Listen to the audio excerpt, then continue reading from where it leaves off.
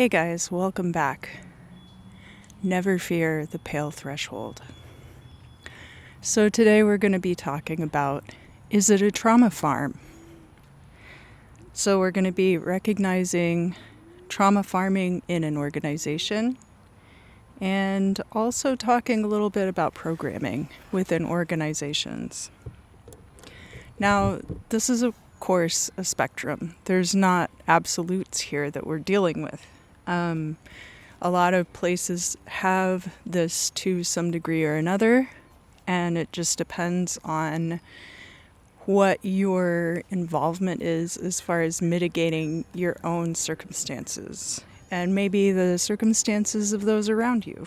Each individual has their own trauma threshold. Some people are able to go through disaster and heartbreak, and they're not severely traumatized.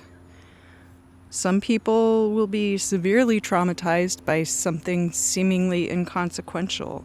An example of this is like Salvador Dali having an aversion to grasshoppers. And even I myself, when I was very small, I had a dream about grapes turning into like grubs under my bed. And now the texture of grapes ever since then has really bothered me. So I'm not a big fan of grapes. Some of them are better than others. The big grapes with like a tough skin, I can still handle those. But that's just an example. How do you recognize trauma farming within an organization or group? Other people involved seem drained by their interactions with this organization. People are often agitated, stressed, or tense.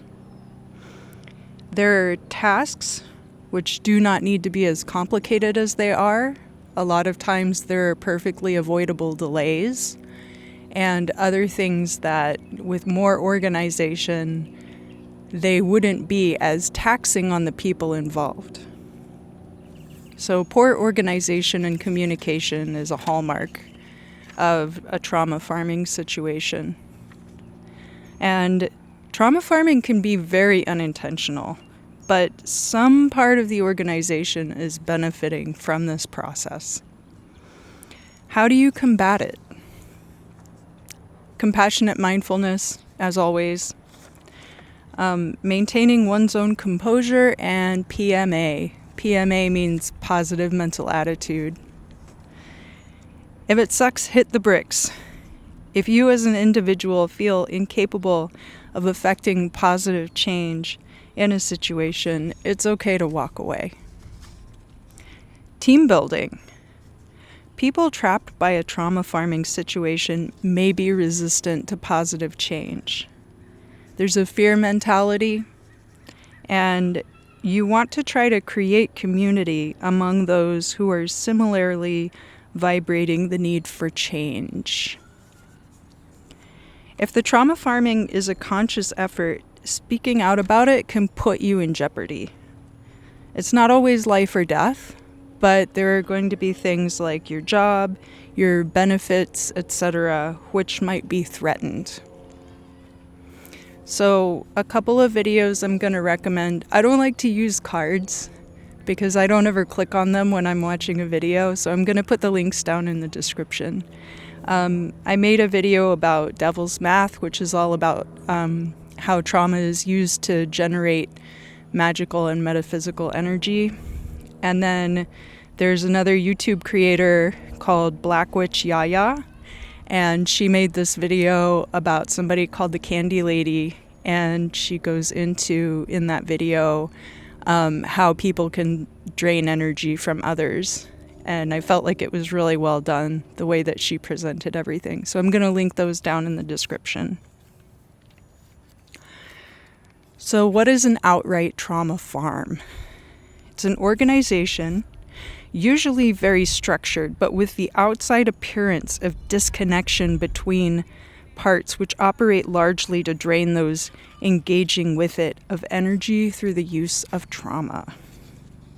We have this image of human sacrifice where the victim's laid out on an altar and then the officiant is standing over them with a sacrificial blade. But human sacrifice takes all kinds of forms. There's so many different ways to drain life force energy from a person. These organizations can be very difficult to escape also. The emphasis is taken away from the value of human existence, and instead that value is placed on some higher goal. So you're going to see people, either the motivation is monetary, or they're going to talk about something like patient care, or customer experience, or the stockholders. And that's how you know that there's trauma farming going on, because none of those are actual face-to-face, personality-to-personality human interactions. They've abstracted that interaction. I wrote down this term, stockholder syndrome. So it's very arbitrary. Sometimes the market value outcome of a decision the organization makes will not be apparent before that decision is made. So they're just kind of like throwing spaghetti at the wall and seeing if it sticks. It devalues the human condition. Similar to Stockholm Syndrome, in that participants find themselves reliant upon these mechanisms and try to appease this insatiable force in order to survive.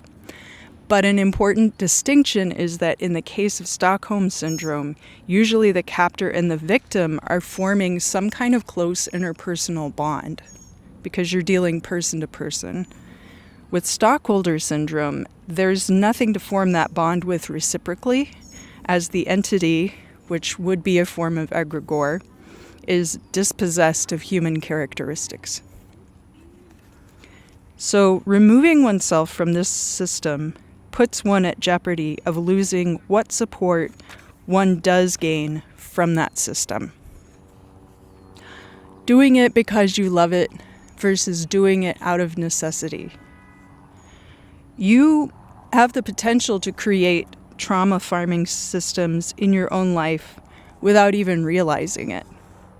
So when a personal interest becomes an obsession, and the potential for doing harm to others unintentionally increases when you do this.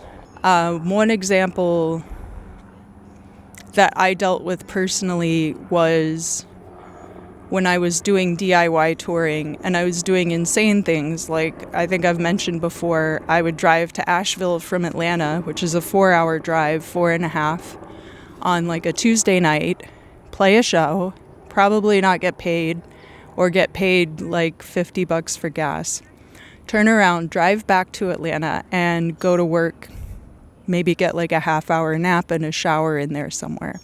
Although I was not overtly causing harm to others, these were things that I was doing as this obsession-fueled pursuit of my own interests that was draining me a lot.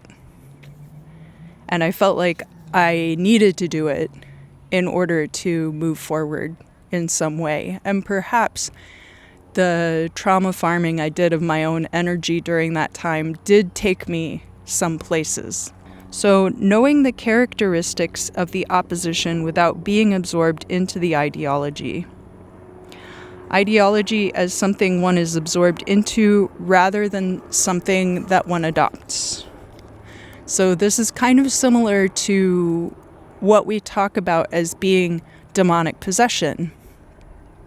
Unfortunately, demons are not the only things that can possess us. I would argue that people can possess each other energetically, and that some forms of gang stalking actually arise from this. The first stage, and I got this particular iteration from profoundlypointless.com, and again, I'm going to link that down in the description box. The first stage is identification. So you're not able to tell if the problem is physical, mental, or spiritual. The second stage is escalation, where your symptoms become stronger and they're harder to explain using mundane terms. The third step is obsession, where you're ruling out the physical and mental factors, and now you're pretty sure that this is of a spiritual or metaphysical nature. And then the fourth is oppression, which is what we consider full possession. And that is exaggerated symptoms one would associate with a particular oppressive entity. So if it's a demon, you're going to have those particular symptoms of demonic possession. But if it's gang stalking, your manifestation is going to be more closely related to your relationship to that person. And sometimes in cases of gang stalking, you don't actually know that person that well at all. They've formed some kind of fixation on you, and because of that, their interactions with you are based around their idea of who you are rather than who you actually are. So they have an idea of who you are.